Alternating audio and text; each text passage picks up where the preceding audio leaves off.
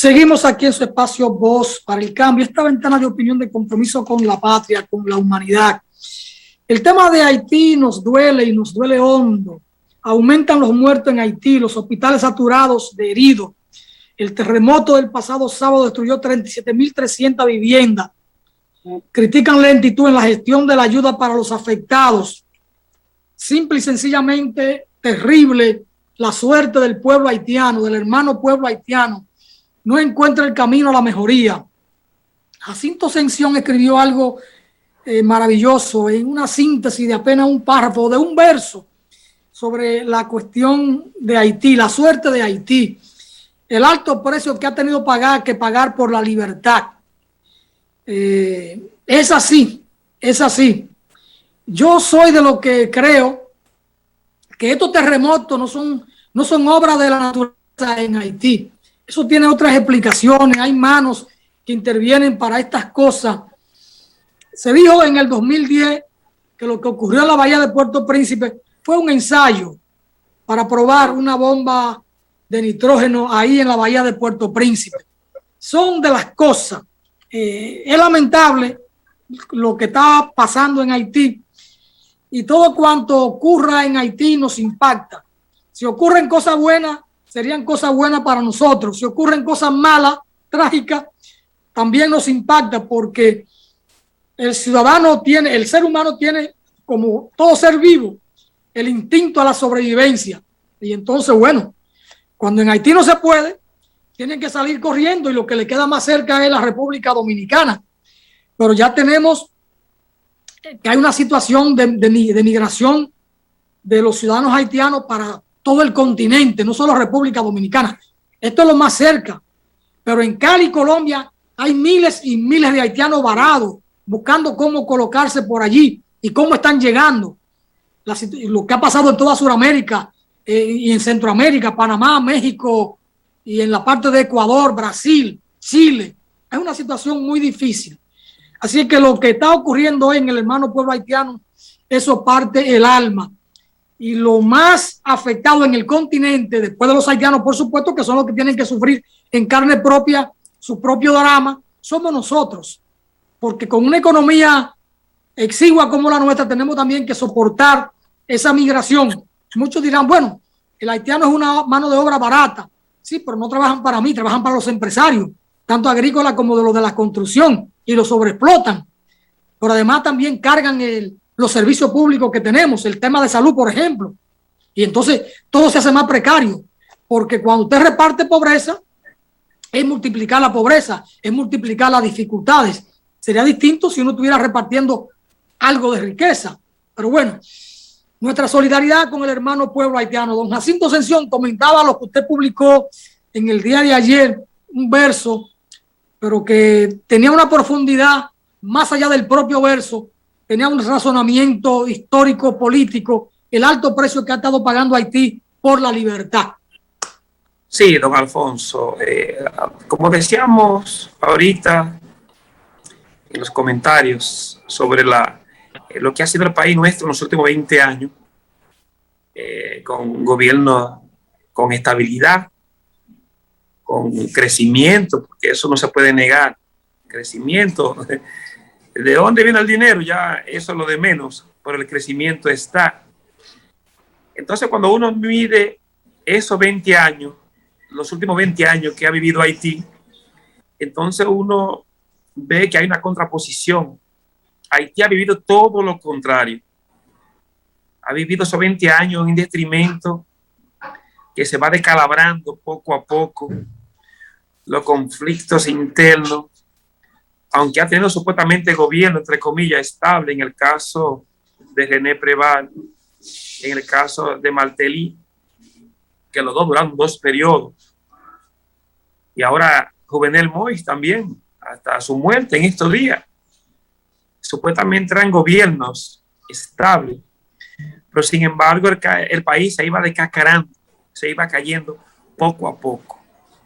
Y mirar lo que pasó en el terremoto y todas las escuelas que dejó el terremoto del 2010, y ahora esto que está pasando con unos niveles de delincuencia donde la grandes ciudades hay temores por el tema de secuestro, atraco, vandalismo, la muerte de su presidente recientemente, por ahora este nuevo terremoto, entonces pone a ese país, a nuestro país vecino Haití, con las patas arriba, don Alfonso.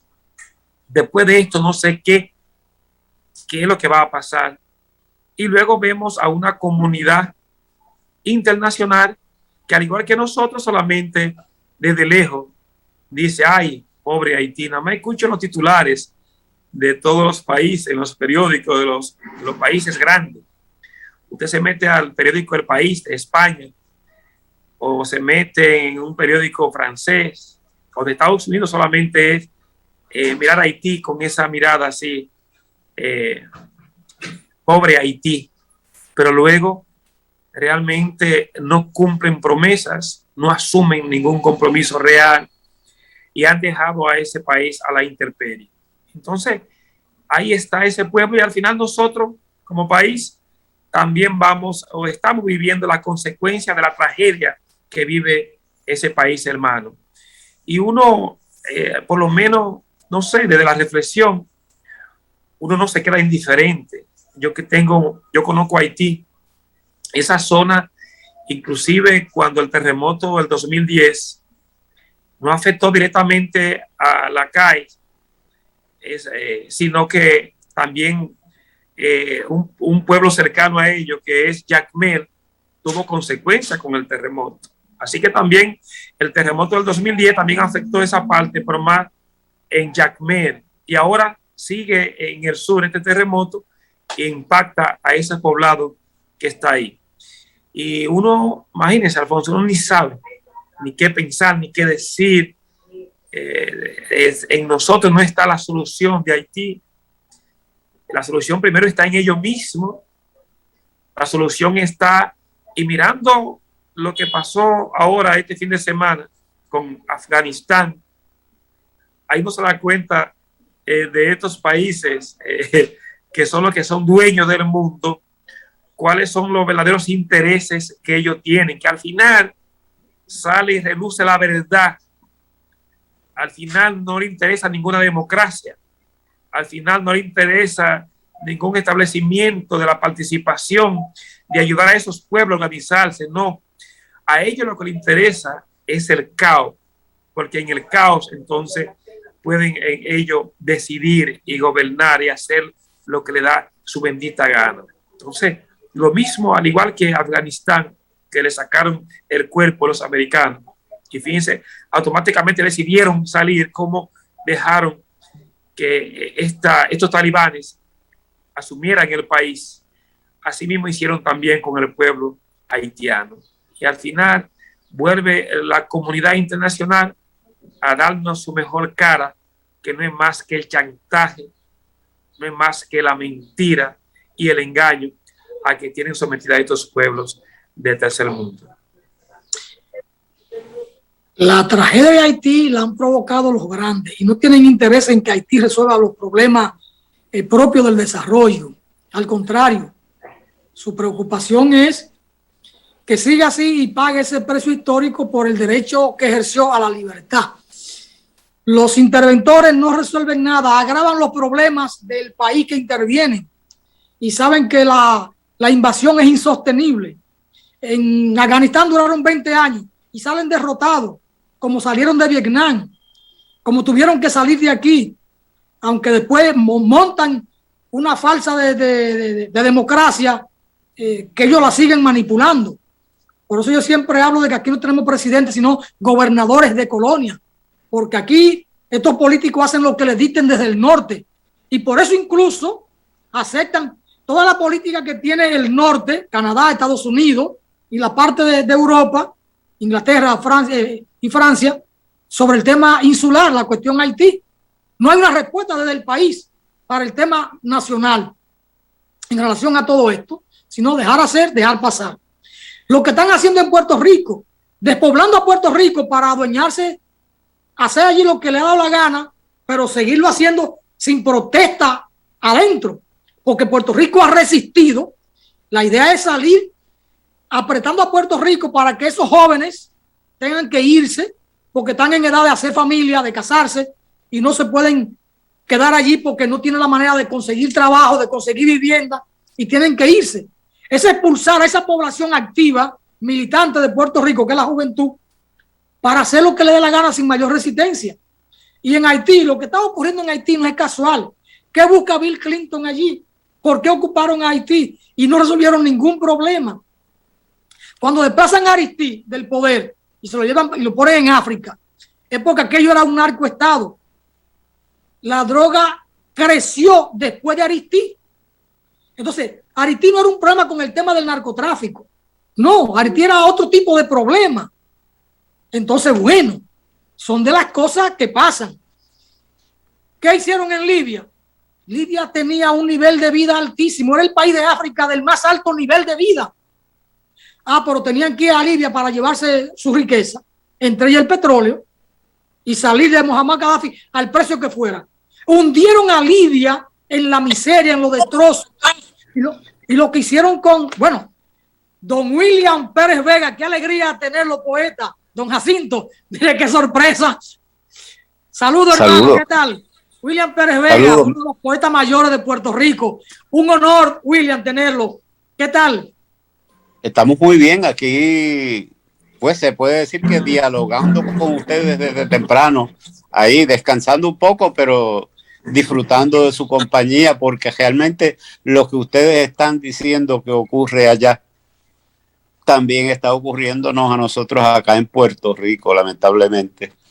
Porque yo digo como tú, estos gobiernos, pues aparentemente no estoy seguro de ellos, tienen su proyecto, que es el proyecto de la derecha, es el proyecto de que nosotros paguemos la consecuencia de los problemas que ellos crean. Y ahí me parece que en ese sentido, eso nos hermana mucho más al pueblo dominicano y al pueblo puertorriqueño. Y yo creo que por eso, cuando los escucho, me parece que estoy escuchando a alguien de acá diciendo lo mismo que ustedes dicen, porque coincidimos. Don Jacinto, mira, ahí usted tiene a don William, don Jacinto. Qué gusto escuchar a don William Pérez Vega, y más un representante de un colectivo tan importante como Poetas en Marcha de Puerto Rico, que desde ahí es que viene esa relación con nosotros aquí en la República Dominicana. Y eso, mirando lo que plantea don William, tan parecidos sus problemas en Puerto Rico como los nuestros en la República Dominicana y en otros países del Caribe, también eso es lo que nos une también desde la poesía, tener esa mirada un poquito más amplia y sobre todo vernos desde esa hermandad como pueblos hermanos que vivimos desde el descubrimiento, hemos pasado las mismas vicisitudes y todavía 500 años después estamos nosotros transitando en la misma barbarie porque no hemos tenido unos políticos decentes, serios, con ideales, que le interese realmente echar nuestros pueblos hacia adelante. Y al final, lo que hemos estado nosotros teniendo unos políticos que se han puesto al servicio de la oligarquía, de lo que es el capital a nivel del país y sobre todo también de los gobiernos extranjeros y más a los Estados Unidos, a la merced, gobernando para ello. Y así no logramos realmente nosotros lograr esa paz, esa tranquilidad, ese crecimiento, esa patria que tanto, yo imagino, los libertadores de Puerto Rico, los idealistas de Puerto Rico, que hasta ahora han escuchando el ideal inclusive de Eugenio María de Hostos, ese gran antillanista, de hablar de que hasta que Puerto Rico no sea libre e independiente, ni siquiera permitió que su cuerpo, los restos, se lo llevaran a enterrarlo a Puerto Rico. Imagínense eso. Entonces, seguimos hoy en este siglo 2021, en el año 2021, realmente sin dar un paso realmente hacia la democracia, hacia la independencia, como nuestros libertadores quisieron. Sí. Bueno, parece que yo había saludado a William porque lo vi en línea y William estaba ahí como brechando, y al yo comentar algo sobre Puerto Rico y la actitud del imperio de despoblarlo, de aumentar la crisis, la presión, es para ir eliminando la resistencia interna de Puerto Rico, y comentaba que Puerto Rico ha resistido por más de 100 años, y entonces la idea es eso, y seguirlo despoblando con la crisis para hacer lo que han estado haciendo y mucho más sin tener resistencia interna. De todas maneras, William no se aguantó y entró con nosotros. ¡Qué alegría! William, si nos hace un breve resumen de cómo está hoy la situación en Puerto Rico. 7 minutos más o menos para un resumen, William. Bueno, aquí en Puerto Rico la situación es similar. Aquí ustedes saben que estamos bajo un gobierno dictatorial de una Junta de Control Fiscal que es nombrada directamente por el Congreso de los Estados Unidos y por el presidente, y que hace poco pues cambiaron algunos de los miembros de esa Junta, pero no cambiaron la Junta ni cambiaron el propósito de la Junta, que tiene el objetivo esencial de cobrarnos a nosotros y a nosotras, los puertorriqueños y puertorriqueñas, una deuda que ellos mismos crearon porque se originó bajo su tutela, de modo que esa deuda no es de nosotros, esa deuda es de ellos, esa deuda es del imperio. Y nada, hace poco, por ejemplo, se aprobó en Puerto Rico una ley de retiro digno, donde supuestamente se le garantiza a los pensionados el retiro que les decía, que les prometieron desde que comenzaron a trabajar. Entonces viene la Junta, la aprobó la ley, la tomó el gobernador y todo, el gobernador colonial, y viene la Junta, ¿no? Entonces se impone la Junta sobre lo que decide incluso ese gobierno colonial, que se arrodilla, que se arrastra a los intereses que le impone esa Junta, que para nosotros no tiene nada de democrática, sino que es enteramente dictatorial. Y lo mismo que ocurre ocurre con todas las áreas de nuestro quehacer como país, donde están recortando la educación, donde se dice que hay unas transferencias de fondos federales, digamos, en el área de la educación de varios billones de dólares, pero todavía las escuelas están dañadas, siguen sufriendo y manifestando los efectos del huracán María que pasó hace 4 años. Siguen los problemas de que las escuelas no están preparadas para los terremotos, para lo que está ocurriendo en estos momentos, con problemas estructurales, y entonces encima de eso, de manera irresponsable, pues entonces quieren iniciar las clases presenciales y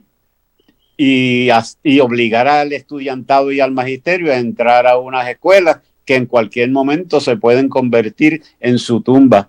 Y peor que eso, violentando las propias directrices que ellos alegan que tiene que haber para la seguridad y para combatir el posible contagio, cuando estamos en un momento donde la pandemia crece y el contagio se multiplica.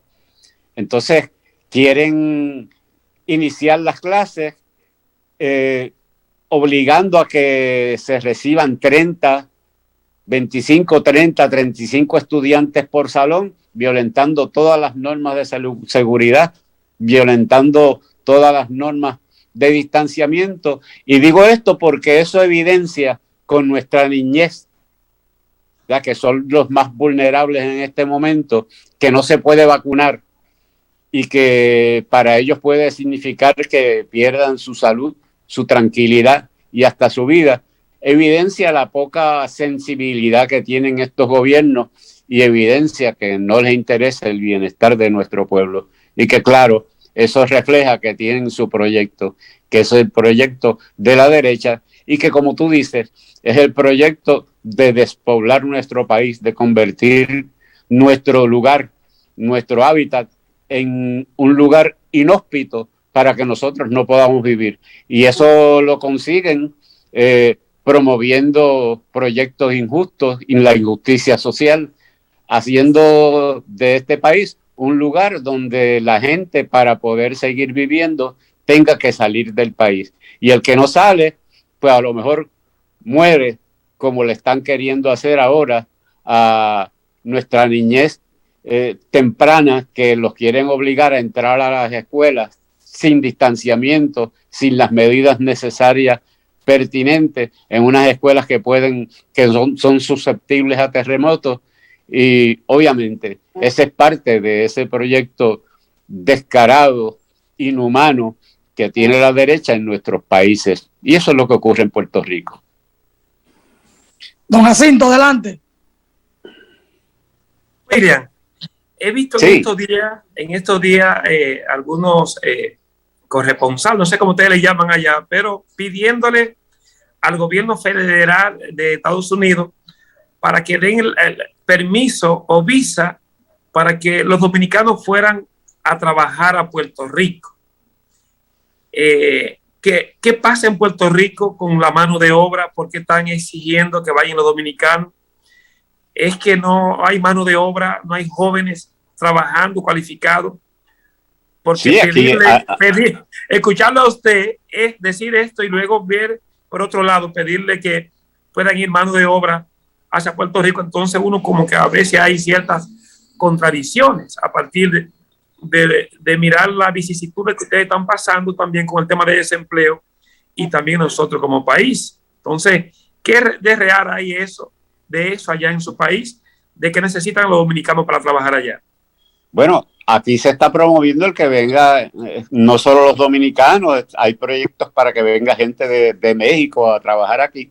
Y yo lo que creo es que ellos están buscando la mano de obra lo más barata posible y que como vienen de otro país los pueden obligar a trabajar en unas condiciones que no son las mejores, que a veces son inhumanas. Y me parece que eso es lo que está ocurriendo. Y claro, aquí el problema que hay es que el salario es tan bajo comparado con el costo de la vida que mucha gente prefiere vivir de unas ciertas ayudas que son parciales o que son temporeras. Y entonces la gente, si se pone a trabajar, pierde esos estipendios, pierde esos estímulos económicos. Y entonces el salario, los ingresos son tan reducidos en comparación con el costo de la vida, porque aquí todo hay que pagarlo.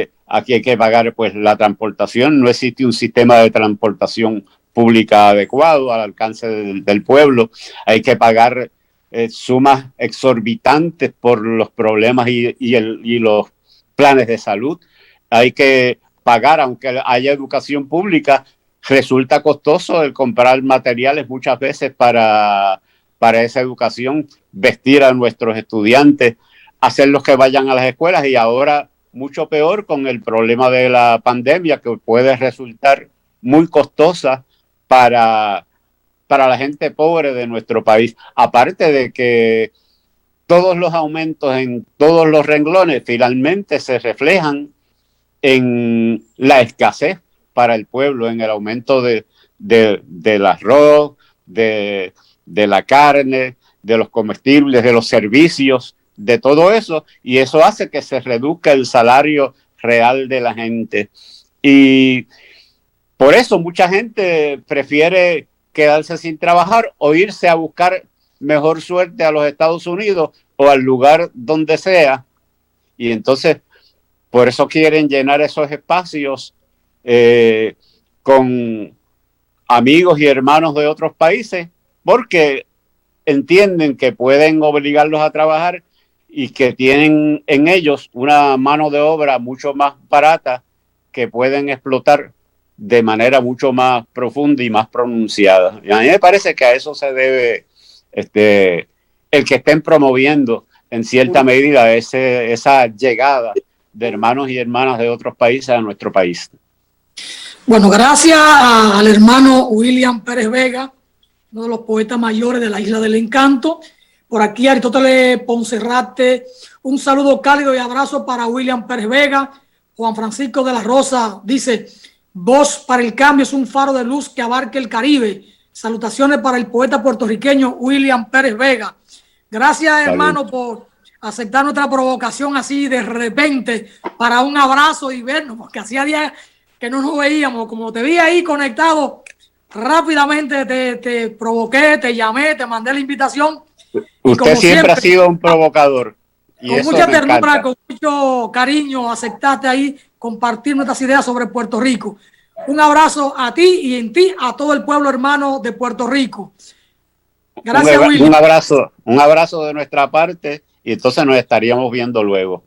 Mira, William, aquí ayer se inauguró, el 13, el jueves, se inauguró un monumento modesto a la memoria de Fidel Castro, y para eso hemos invitado a Roberto Payano, que es el coordinador o presidente de la campaña de solidaridad, para que nos hable un poquito de esa actividad. Así que gracias, William, por estar con nosotros. Vamos a la pausa y retornamos con Roberto Payano y don Jacinto Ascensión. Un abrazo, hermano. Hasta luego.